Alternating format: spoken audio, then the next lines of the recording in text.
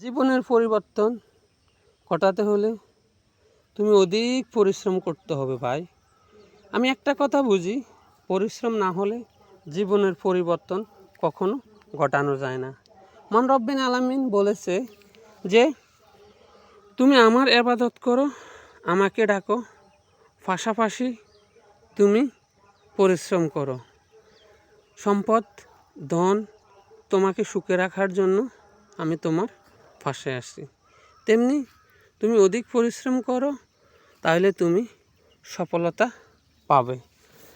ভাই আমি আগে হয়তো না বুঝেও কিন্তু বেকার ঘুরতে চেষ্টা করেছি। আমি বুঝতাম যে বেকার থাকলে খুব আনন্দ পাওয়া যায়, কিন্তু না। যখন আমি বুঝতে পারলাম অধিক পরিশ্রমে আপনার ধন সম্পদ হয়, মা বাবা পরিবার ছেলে সন্তানকে সুখে খাওয়ানো যায়। কারণ পুরুষের জন্ম হয়েছে শুধুমাত্র পরিশ্রমের দিয়ে। পরিশ্রম না করলে পুরুষ কখনো কাউকে সুখে রাখতে পারবে না। কথা মনে রাখবে ভাই, অবশ্যই তুমি অধিক পরিশ্রমে লিপ্ত থাকবা। কথা বলে যাই ভাই।